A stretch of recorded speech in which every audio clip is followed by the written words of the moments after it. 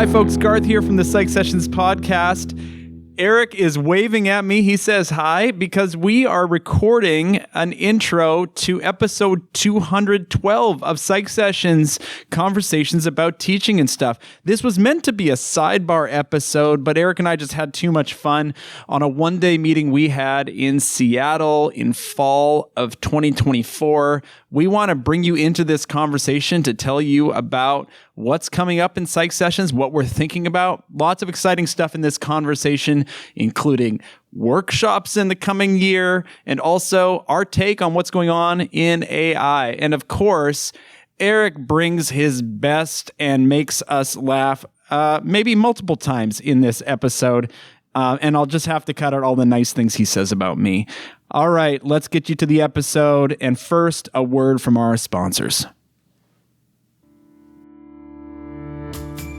Hi, my name is Vishal Thakkar, and I am currently an assistant professor at the University of Texas Southwestern Medical Center. I am excited to be a member of SDP since SDP offers a place where I feel like I belong and I am always welcome. There are tons of opportunities like task forces, small groups, and the annual Conference on Teaching, or ACT, to meet new friends, reunite with old ones, learn something new each step of the way, and learn more about the impact and importance of being a teacher of psychology. I encourage everyone to visit teachpsych.org and join SDP as a member today.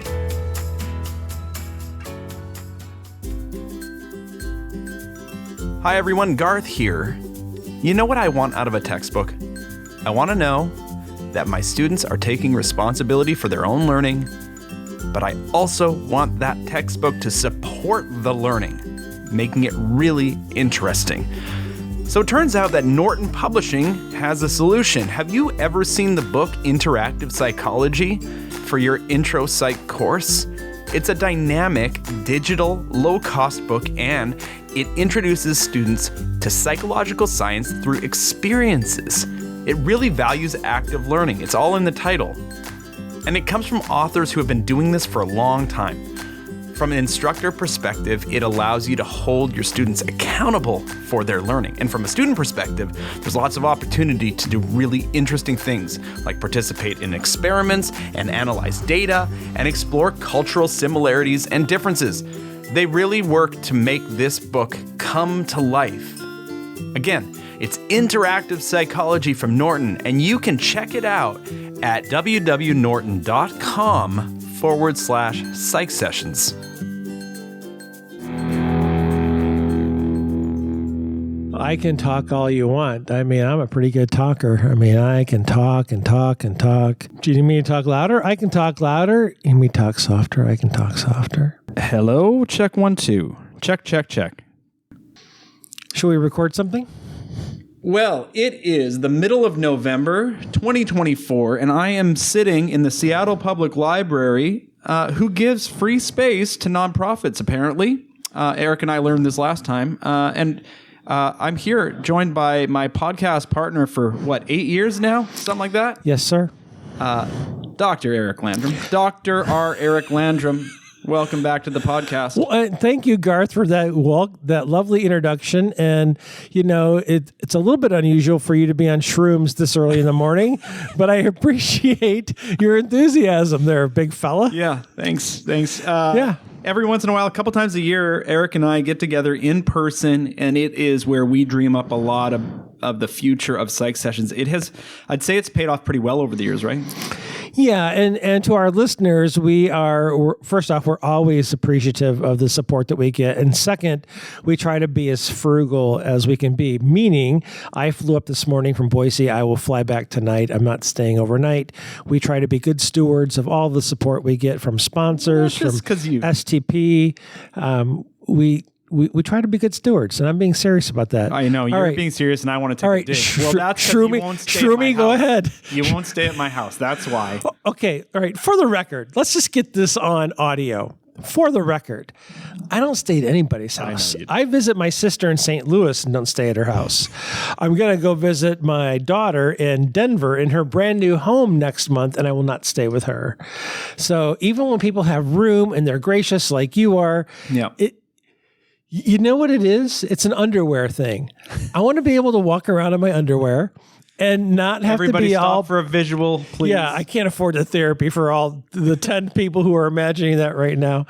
I want to be able to do that at a hotel at the end of a travel day or a visit day and just have that detox for myself. I hear you. And so... Well, and you have been gracious enough to host your friends at your house. Yeah, so, and this is what I call the platinum rule. The golden rule is treat people the way you want to be treated, which is a really good thing to follow, but that's not what I want. I want the platinum rule. Treat people the way they want to be treated. Yep. Which is why Lisa and I we welcome people into our home when we have the space, right? That's right. And so, and it's lovely to host people, and I love hosting people, but I just don't want to be hosted. And I know that's weird. I totally understand that. Thanks for playing. Well, I love giving you a hard time about that. But Is it my turn to give you a hard time about No, it's not. menu selections and when we go to our restaurant and order? Because I'm growing and I'm getting better. So you were better this morning. I will give you credit where credit is due.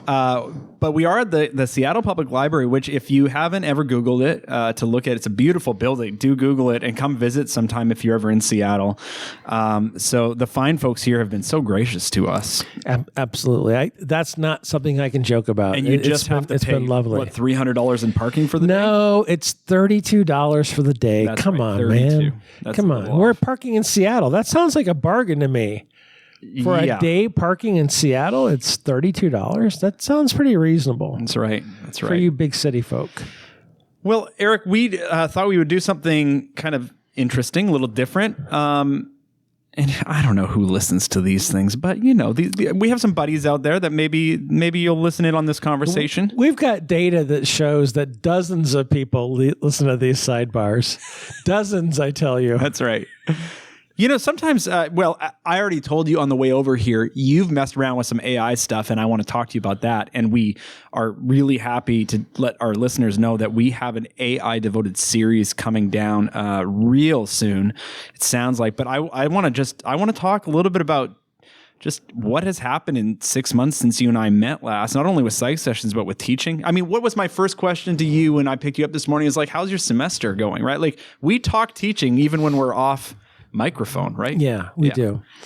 So you really want to go there right away? No. You mean they're there? Well, wait. I just wanted to say to folks that this is going to be a little different. We're going to record a little bit right now before we have our meeting time together because we just got in the room. And then we're going to meet, and then we are going to do a post-meeting recording and let the folks know, you know, what we did with our time today. So let me back one topic up before we go to the topic you want to talk about. You mentioned that we have a new series in the works on AI and how it applies to teaching and learning. We also have at least 2 other series that we know of that are in the works. We have someone working on a late career retirement, kind of advocacy group podcast, as well as the whole student podcast. So we have 3 new series in the works right now. Yeah. And, well, we should give people a little more than that. So can you just give us a quick summary of what happened at ACT that led to this idea of this late career series? Because that sounded like it was a pretty fun room. So to their credit, Dave Kreiner and Steve Chu hosted an affinity group meeting for late career / retired faculty members attending ACT. And these 2 fellows put it together. They reserved a room. They had no idea how it was going to turn out. You know how it is at ACT. Like, this is a 25-minute meeting, and we're in a room that probably has 35 chairs in it, jam-packed, 35 people in the room, sitting around on a big square. And we spent 24 of those 25 minutes going around the room and introducing ourselves, but then also talking about what are the threats or the challenges or the opportunities to looking at late career and retirement. And so out of that, I believe it's safe to say that Dave Kreiner is going to start a series on that affinity group topic of late career retirement stuff. And I look forward to seeing some of those episodes in 2025. Now, if you're listening to this and you're not part of the newsletter for PsychSessions, we will announce all these releases there. So just go to PsychSessions.org, get on the newsletter, and that's how we communicate kind of what's going on.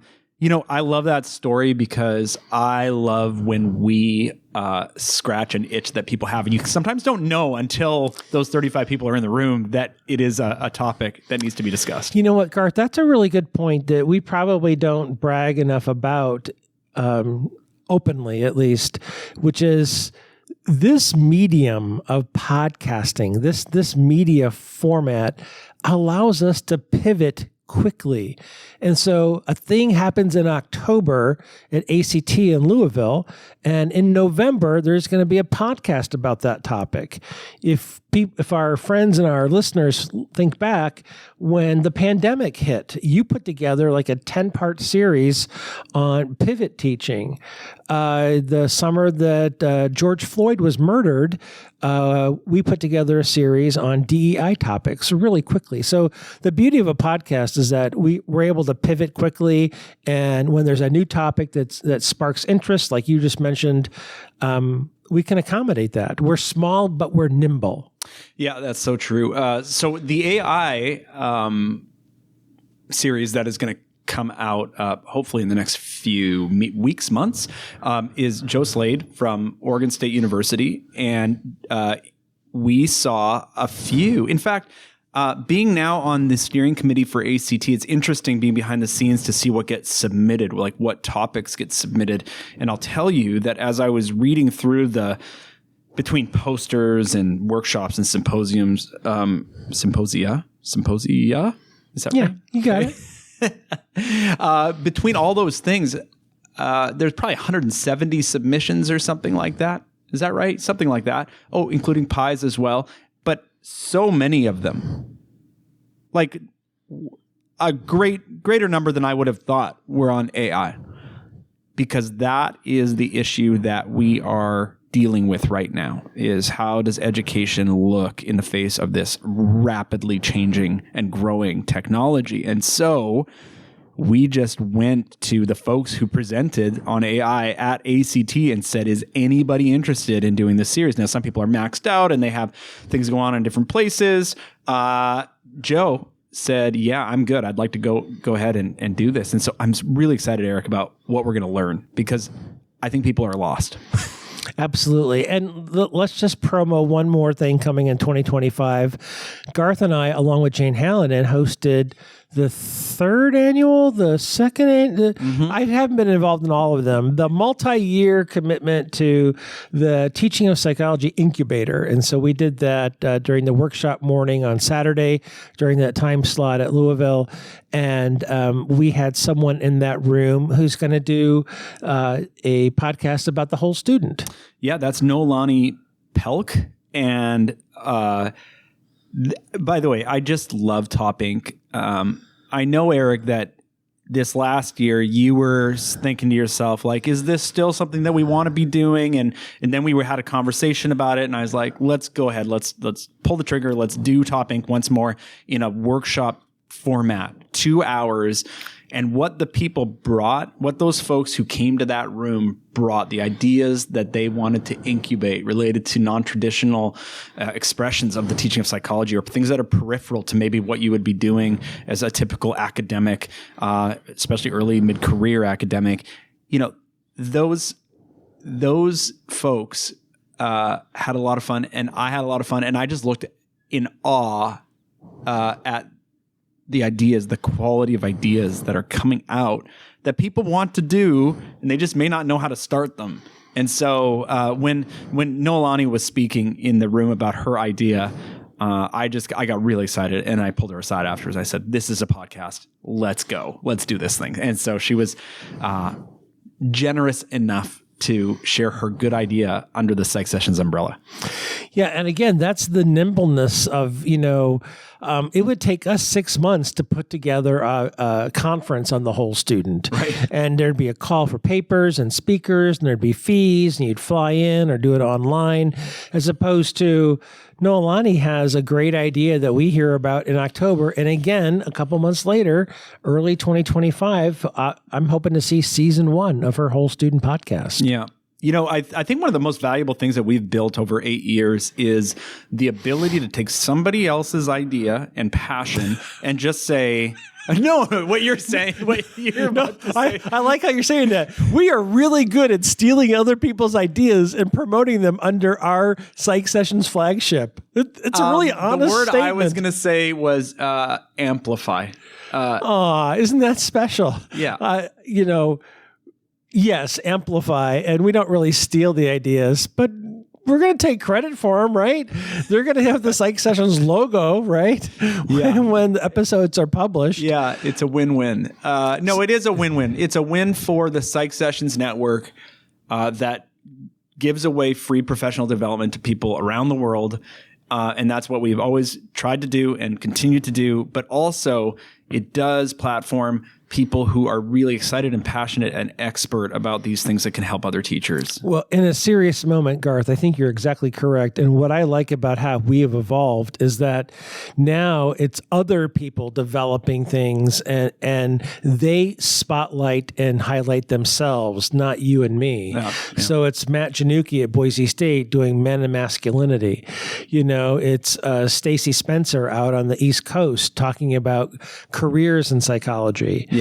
It's all these people who either have episodes that are releasing in new seasons or they've done them in the past. Mona Zhu at Idaho State University and her mentoring series that she did. Some people are still working on series. Some have been sunsetted, but that's because of what they wanted to do, not because of what we wanted to do. Yeah. And there is something really genuine about giving people a platform and a voice and then seeing these people blossom. Yep. You and I were not podcasters in November of 2017. Anybody goes back and listens to the first 5 episodes will figure out we were not podcasters, but it is an acquirable skill. And so it's really delightful to see our friends and our colleagues, do this thing and take a risk and stretch themselves. Yeah, and I was just thinking about friends and colleagues because early on, Eric, we leaned so heavily on our friends. Absolutely. And now we are seeing, I don't know how to say this. There are strangers who we look at and it's like they've got pure gold in them, and I just want to mine it out of them for the broader audience. And I don't care who they are. If they have an exciting idea or a passion, I can sniff that stuff out like a hound dog. And I just want to, I want to give them the opportunity to share that with as many people as possible. And as you have said, sometimes publishing in peer-reviewed journals just does not give you a broad enough audience. Yes, I have said that.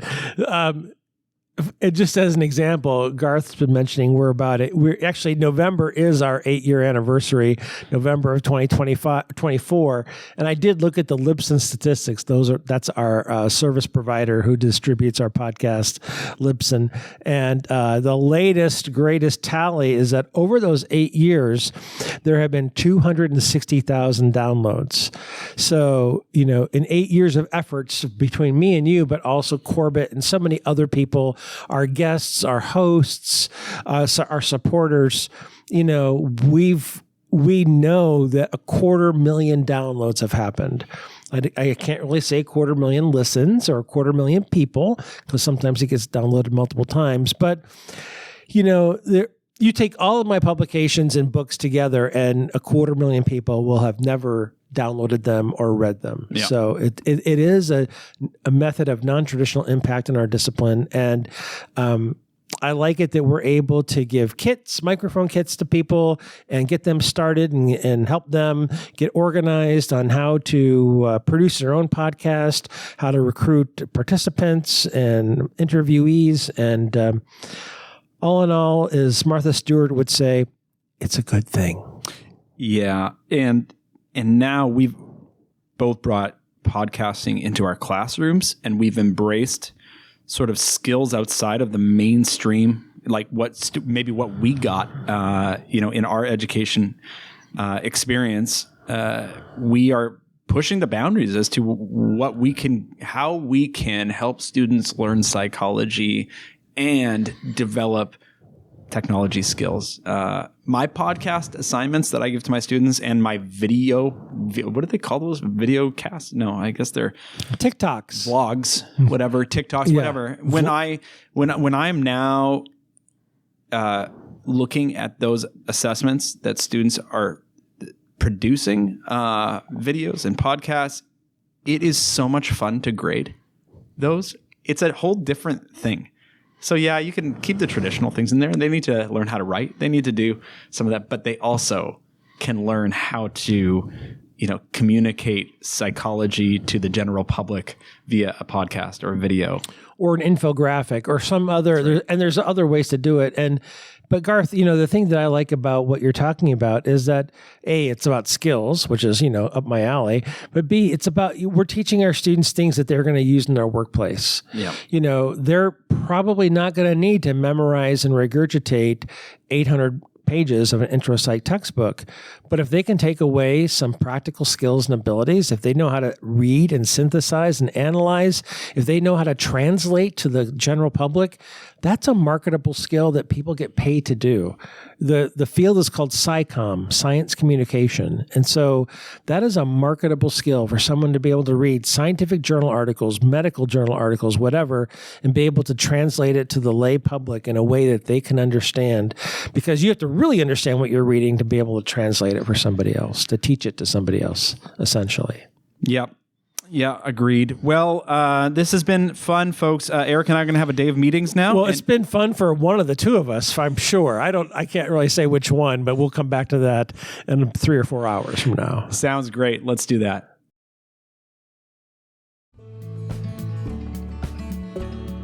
We know you want to reach every student in your course to help every student individually succeed. But how do you find out what each student wants and needs? Macmillan Learning's Achieve for Psychology offers a solution. Ask them. Achieve puts goal setting and reflection surveys in each course, where students share their aspirations, thoughts, and concerns about what they are trying to learn. Their responses help you tailor lessons and assignments and addresses both individual and class-wide needs. See for yourself. Go to macmillanlearning.com/PsychSessions for an introductory tour today. Macmillan's Achieve for Psychology, engaging every student, supporting every instructor, setting the new standard for teaching and learning. Now we're recording. Uh-oh. So what were you going to say? Hi, welcome back to part 2 of a sidebar. I think this is the first 2-part sidebar we've ever done. For us, hours ago, for you, seconds ago, you heard about our plan for the morning and early afternoon. We are now later in the afternoon, and Garth and I are sufficiently stimulated academically about and metaphysically about what the future might hold. By the way, you can edit all of that bullshit out if you want to. Oh, man. Eric. Did I just ruin it by swearing? Yeah, well, you can just put an E on that. That'll be interesting to people. Good for you. Maybe they'll click on the episode. Explicit, that's right, baby. Okay, so what sticks out to you, because I have my own answers, but what sticks out to you about this conversation or these hours that we've spent together? Okay, do you I'm not going to tease. I'm not going to joke. I'm going to give you my honest, true answer. Yeah. The entrepreneurial spirit and energy that you have.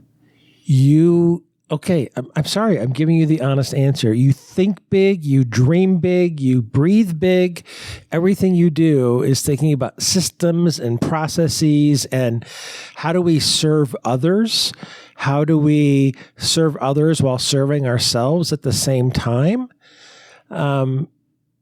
That's you. And, I hope you understand how rare a quality that is among academics. Most of us, fellas like me, we want to teach our classes, do our research, do our service, and go home. We're not inventors. We're not entrepreneurs. We're not content creators. That's what I'm seriously thinking about as I reflect on our day together. That's very kind. I can't believe that's your takeaway. I'm a little disappointed by it.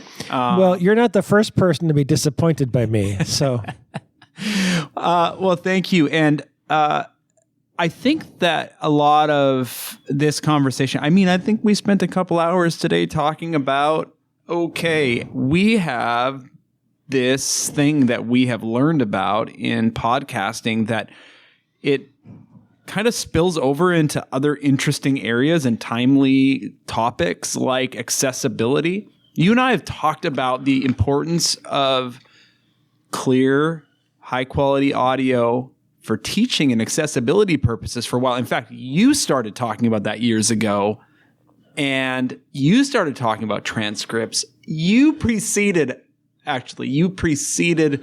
the transcription kind of trend. You were thinking about this from day one, and that's how quickly tech and the world have changed. Is now transcription is everywhere, but not free and not easy to do. And there's this federal guideline, right, that all of higher education needs to be at 100% accessibility compliance by 2026, like March or April or May or something like that. Yeah, that's right. So that's what we're all hearing right now. And so you and I are sitting here thinking, what do we have to offer? What have we learned that we could help people with? Well, and I think you've outlined it really nicely. You know, we started the podcast together in November of 2017. And we had to learn some skills to be able to do that and to be able to sustain it for 8 years. Well, in the midst of learning those skills, we realized those skills are valuable and transferable. And so now that we have some podcasting skills and some experience and 600 episodes, under our belt, which I looked up today, a total across all things considered 600 episodes, we've realized that those same skills that we've acquired can also be useful in our classrooms. The quality of the audio, editing audio, so you don't have to say something perfectly every time. The production of it, the post-production of audio. How do you do the things to make people sound great? And so we've learned these things to our own ends in PsychSessions, but now you and I are thinking about, that's interesting. How might we pivot this and help other people improve their audio for multiple reasons, including accessibility? There are colleagues out there, not only in psychology, in higher ed in general, who have amazing expertise and knowledge, and they have never been trained in how to get that out widely. And I think our general disposition is to think, well, I'm just a teacher. I'm just a researcher. I know how to get my ideas out there, and it's through journals and kind of traditional means. And yet, the rest of the world outside of this, in business, outside of higher education, they are savvy. They are on Instagram, TikTok. Everybody's got a podcast. That's not too much of an understatement. Like, so many people have podcasts. But it's only the, there's a handful of psychology educators who do podcasting, but I think that there are people in our audience and beyond our audience who just need to be taught how to do it. And then they can get those ideas out to very large audiences. So, this has led us to think that, and we don't know how many people might show up for something like this, but to do an online one-day workshop with folks, we're thinking March of 2025. So, either that'll come to fruition or it won't, but it's on our calendars. And we are thinking about, would people find value in coming together and just learning from us the things that we have learned over time? I think we picked it up backwards. And what I mean by that is that we decided together, hey, we're going to have a podcast. And then we started recording, and then we started publishing the podcast to the world. And then at some point we figured out, hey, maybe our microphones ought to be different. Hey, maybe we ought to equalize these sound waves to make sure that they sound good. We kind of got to this idea about audio quality and the importance and accessibility after the fact. And now you and I are realizing, you know what? We could help others get to it before the fact. Have good sound quality in whatever you're doing. If you're doing voiceovers for your PowerPoints because you're posting them, because you're teaching online, whatever you're doing in class, you wear a lavalier mic because you're lecturing to 400 people in a lecture hall. Good sound quality matters. And that is like the building block to an excellent podcast. We tried to launch an excellent podcast and then figured it out after the fact. And so I think maybe to put it mildly, other people can learn from our reverse order engineering and start with good quality. And that can be helpful in a number of places, even if you never have your own podcast. And if somebody's interested in helping their students build those skills, I think we talked about this in the first segment, right? You just play around a little bit, you get some of these skills, and then it's easy to assign this stuff to students. And it's not rocket science. We're not brilliant. I just want to put that out there, Okay. Well, so first off, I'm not going to disagree with you on that assumption, but I tell students all the time, there's no substitution for time. Like if you want to get a good letter of recommendation from a faculty member, you got to spend time together. There's no substitution for time. But when I'm talking to other faculty members about building skill sets and building their credentials, maybe even earning badges and things like that, I think there can be shortcuts of time. So someone can go read all the specs and talk to the experts. And we have people we've talked to around the nation about audio quality. You hired a consultant once to give you feedback about our audio quality because you wanted something. And so other people, the shortcut of time that we can give is that we've been in those trenches already. We've figured it out pretty well by now, how to have high quality sound. And we've talked about this a number of times. If you're watching a TV show or something on Netflix or something, the picture is perfect and the sound quality is you get tired of that real quick, just like our listeners did when they turned it off, and hopefully they're back now. But you can put up with excellent sound quality and crappy picture because that hearing is really important. And so, we want both to be perfect, but in our podcasting world, we focus more on the audio. Yeah, there's, okay, let me finish up this thought. This sort of a workshop would not only be for educators. I mean, maybe there are listeners out there who have a spouse or a friend who has great ideas and even has a desire to podcast and doesn't know the first thing about it. Why not? I mean, primarily educators and psychology educators are our audience, but you have loved ones and people who you want to see do well. This is a way to do it. So, this might be a service that we offer moving forward. The other thing I was just thinking of, just to pivot here a little bit, is AI, Eric. And I don't know how my mind just went to AI right now from the conversation, because I think I took a rabbit trail and then I never came back from it. But I will say that the authenticity that comes through on a podcast, and it's amazing what they can do. Regan Gurung was showing me these. Yeah, isn't it like Notebook LM or something like that? Yes, you've heard of it. Yeah, I have. It's crazy. Now, to be clear, I think it's always the same two voices. I think it would grate on you after a while. I'll bet you can upgrade if you paid the service fee. You could probably get like Samuel L. Jackson and right. Winona Ryder or something like that. Yeah. You're right. Well, and now you can take podcasts. They'll take podcasts. Services will take podcasts, and they will translate them into different languages with your voice, Eric Landrum.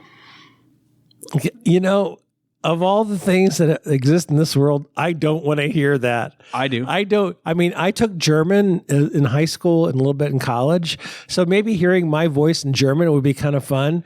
But I don't want to hear my voice. I want to hear you speaking Thai. That's what I want. Oh my gosh. Yeah. I'd love to read Thai, but I'm not sure I can speak Thai. Yeah. So, where you're going with the AI, and this is this is probably related to future podcast topics, but not something in a workshop.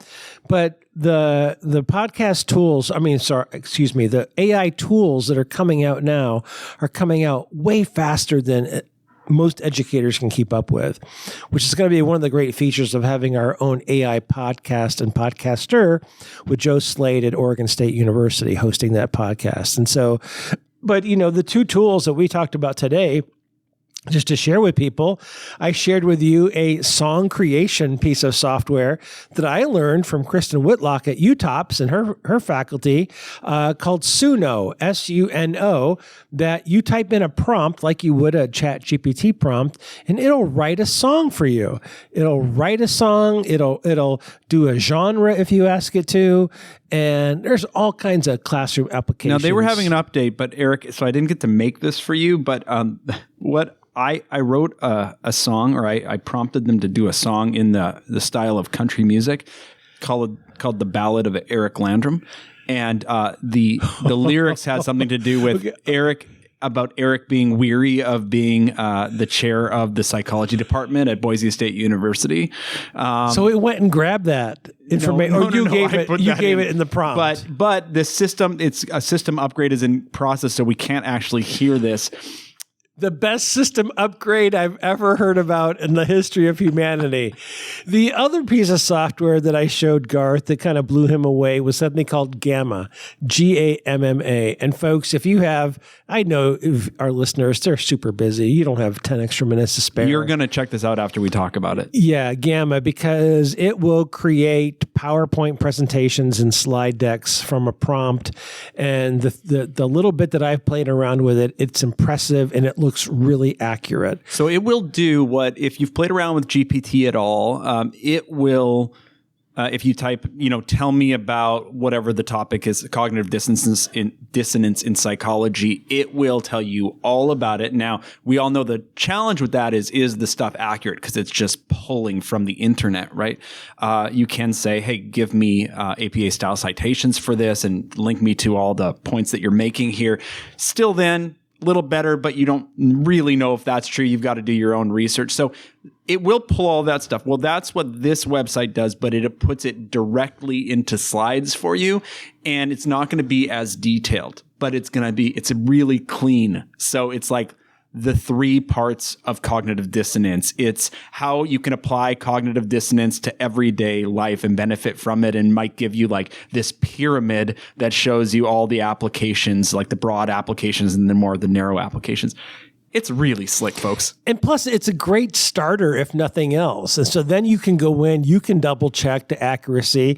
You can add some nuance as a content level expert in that field. Well, I'm jumping in on you. I just get so excited about it. But this is where, like, AI, and I'm just learning all this stuff too. So AI, like ChatGPT, sometimes I think about its only use as pulling from the internet.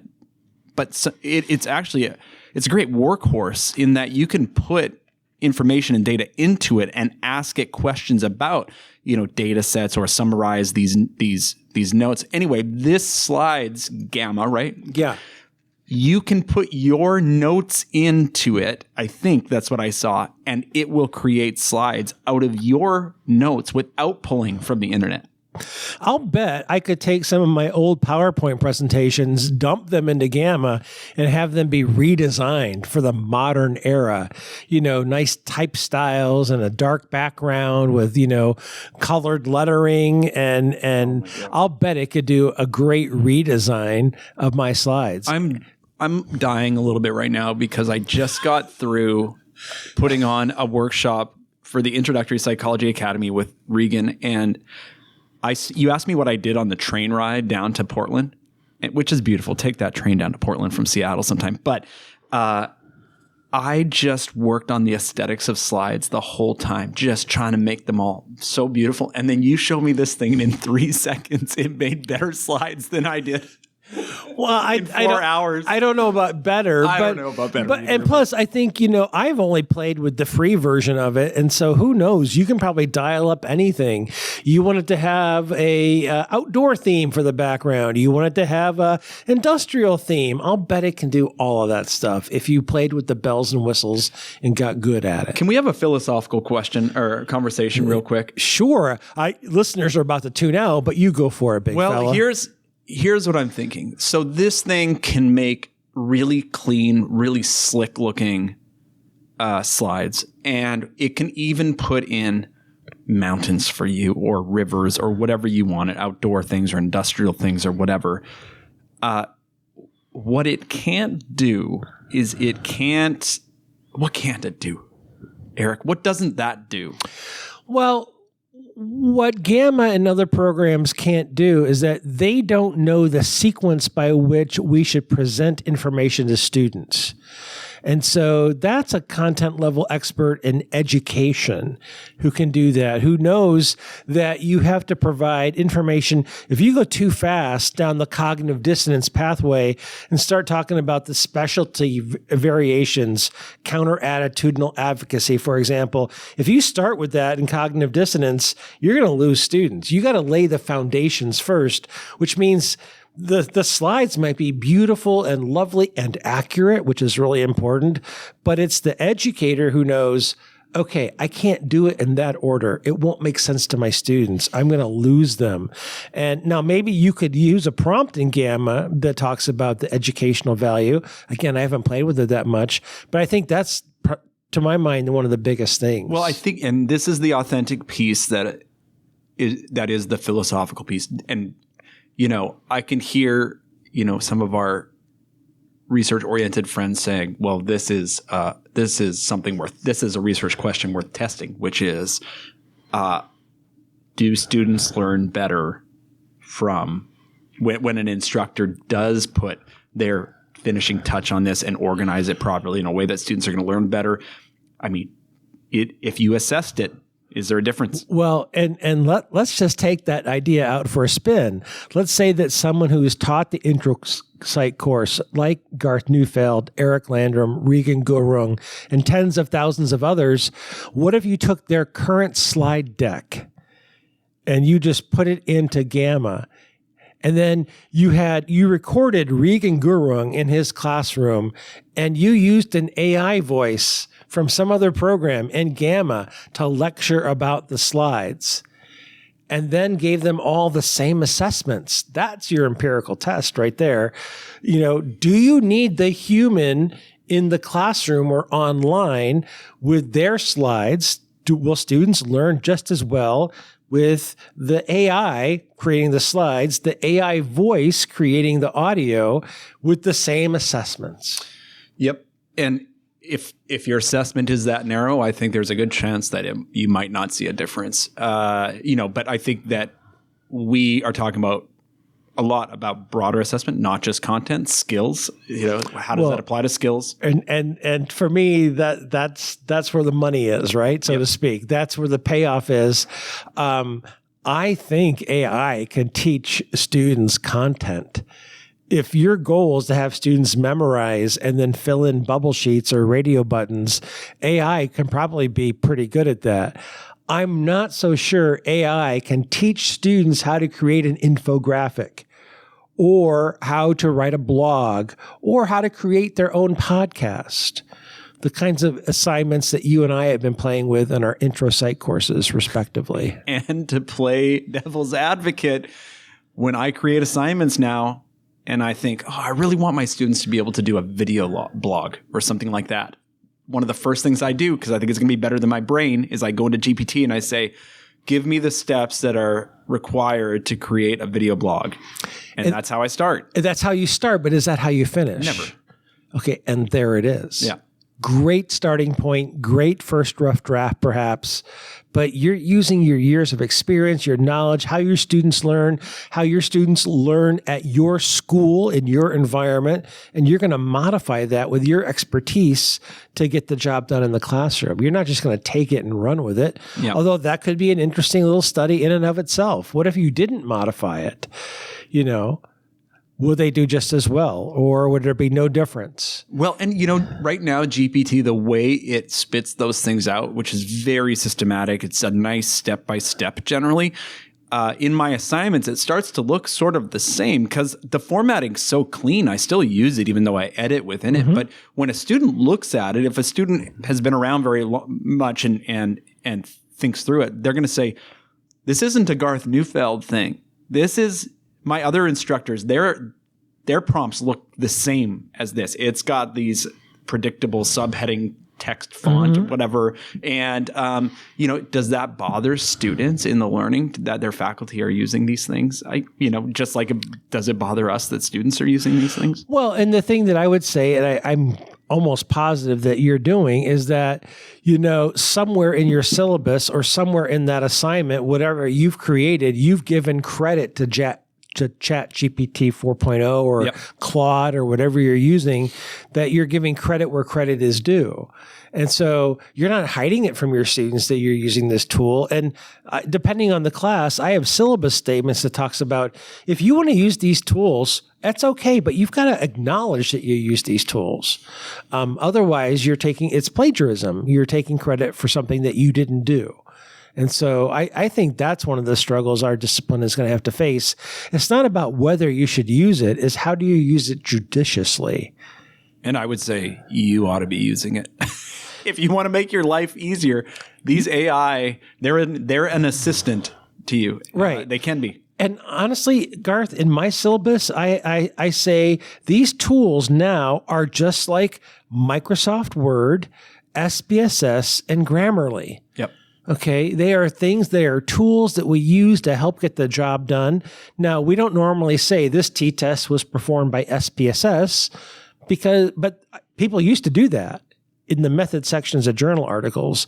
We don't say this manuscript was prepared in Microsoft Word because that's kind of ubiquitous. But they're just tools, and if they're creating the content, Microsoft Word, in my version, doesn't create content. So I think it's less important to cite Microsoft Word than it is Claude or ChatGPT 4.0 or Gamma. That's interesting. The citing thing is interesting because it's pulling from the internet. Just like if I had an assistant and I said, hey, can you pull everything on cognitive dissonance that you can find, just whatever, the basics of cognitive dissonance, and they went to 4 different websites and pulled something from me. I don't think I'd put it into my syllabus or into the assignment that my assistant pulled this information for me. So it's an interesting question. Yeah, even in our own PsychSessions podcast, when I am posting to Libsyn, our content provider, our content distributor, I don't write show notes anymore from scratch. And so you get the title at the top, and then usually there's show notes, and they usually start out, in this episode, Eric interviews blah, blah, blah, or Garth interviews blah, blah, blah. And I actually have our software Descript write a preliminary show notes.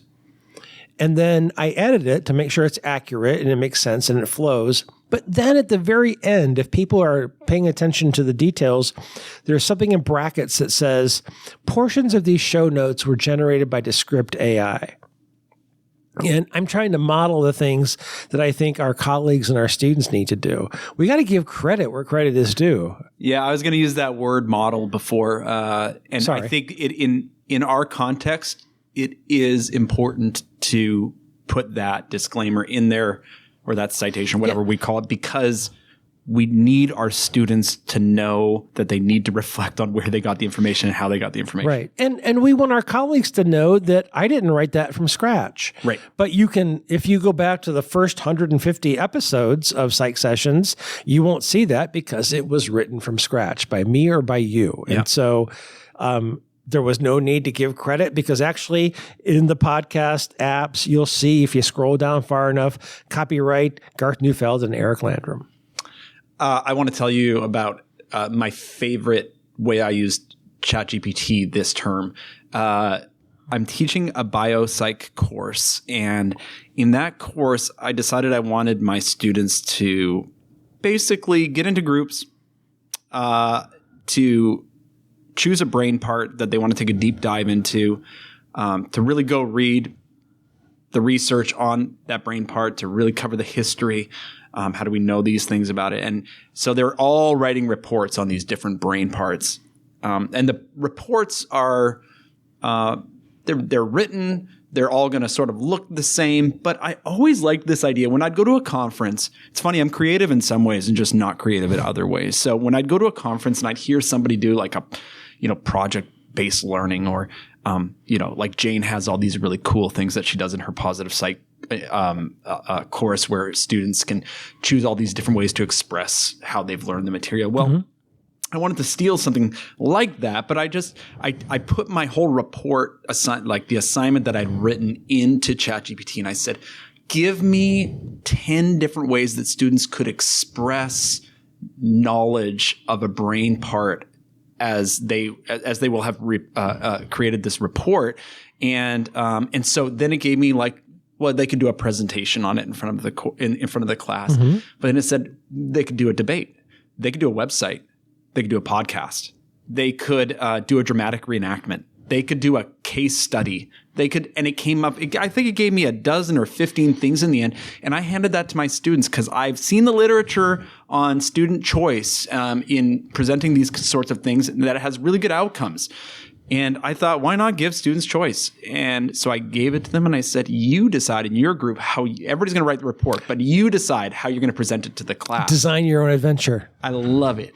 Okay. I have no idea if it's going to work. We'll see in a couple But do you weeks. have any data yet, or any feedback about what did they choose out of the 15? Did they all choose write a paper? Even though they had the choice out of 15 options? They all have to write the paper. But whatever. Will they choose just doing a presentation, like a slides presentation? Or will they choose debate? I'll know. Or will they choose infographic? I'll know in a few weeks. Okay. It's going to be awesome. Okay. Because I think it's the illusion of choice. Students prefer the illusion of choice, but yet when given a choice, and I think there's some research on this. I'm not going to be able to remember who, but they had like 5 different syllabus statements about assignments. And they would go into the classroom and they would say, what do you want to do? Do you want to do a paper? Do you want to do a multiple choice test? Do you want to do a presentation? And this faculty member would let the class vote every time, and they would almost always choose, I think it's paper. And then he would turn around and pull out 75 copies of a syllabus with the paper assignment, because it was the illusion of choice. Yes. You tell students you have a choice, but they're going to fall back to what they're comfortable with, what they think they're comfortable with. Yeah. Yeah. And I'm sorry I can't give that attribution, but it's a story that I've heard or read about. I know. Well, we'll see. But good on you for doing that, because you are going to have a handful of students who will do something they never dreamt they would do in an intro psych or biopsych course. Yep. And, I have been on a journey. This is too long, so I'll make this quick. But I've been on a journey what happened for me was post-pandemic, I went on a sabbatical. So we had the pandemic. That was a major shift in teaching. I went on a sabbatical. That was a major shift. I just felt like I came back firmly in mid-career at that point, and I had some autonomy in how I was going to do things, and I had some things with conversations with you, and I decided I'm going to teach differently, and I'm going to take chances. And GPT AI is very, very helpful for assisting you in taking those pedagogical chances. And when I assign something like a podcast to my students, you make a podcast, talk about stress and coping to a friend of yours who has no idea about psychology, and make sure that it's going to help them in their everyday life. And they create these podcast episodes, and they come alive when they're recording them, and they're animated. And this quiet person that you see in your class all of a sudden is like this podcast personality. There's nothing sweeter than that. It's the best. And it's way better and more fun to assess than a damn paper. Right. Now, you get ChatGPT to start doing the grading for you, and I'm sure there are people working on those prompts. Then we're going to have something. Well, here's the problem now. If students really know what they're doing, they can even create a video of themselves saying stuff where they didn't say any of it. So that's problematic. We can't even now verify that videos are not AI involved. And that might mean that a student makes a live presentation in a class. It's always changing. Keeps us on our toes. So anyway, Eric, this has been fun today. Folks, thanks for listening to this fall 2024 sidebar episode of Eric and I just catching up. I think this is too long for a sidebar. Yeah, it is. I got a feeling. Let's put it out. We've been saying sidebar, but I think this is going to be a full episode. This is of the 40 minutes recorded. There's at least 10 minutes of goodness in there. So, people will find it. All right, buddy. Let's go for another 8 years. All right. Well, all right. I can't. I can't agree to that. There's a retirement conversation I need to have at some point, but another few years for sure, my friend. Great. Another 8. What you talking about? Bullshit. That is pretty loud for me. Check 1, 2. 1, 2.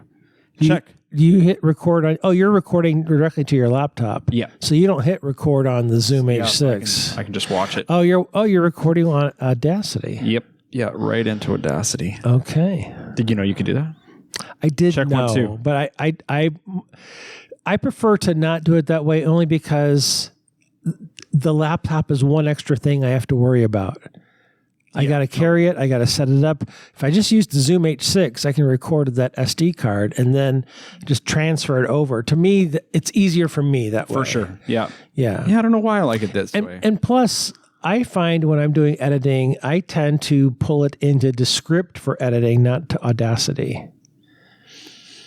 Yeah. Now, if I were assembling files like you are, you do, I would use Audacity for that. It's weird how you just get used to something though, and now doing it a different way would be a new way to learn. But Descript is my editor, and so when I pull in, and you're editing like words out, not I'm seeing the words on the screen, and I'm highlighting them, hitting delete, and the corresponding audio is deleted, which is just an amazing tool.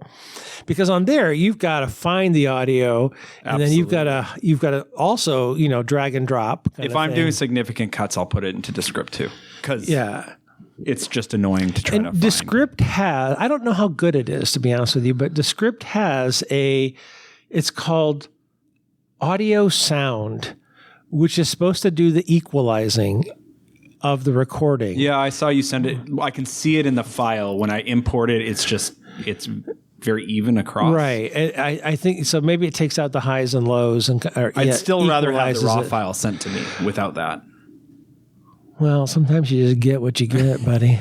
Sometimes you get what you pay for. If you want to dock my PsychSessions paycheck, you go right ahead if you need to. But I mean, I can send you the raw file, but that would probably mean I didn't do any editing. Or I guess I can edit, but then not do the audio sound thing in Descript. PsychSessions can do what it does because of listeners like you. We want to thank you for your support over the years in our mission to get more free professional development to all teachers of psychology around the world. If you want to support us further by making a tax-deductible donation, please head to psychsessions.org/donations. Thanks for listening.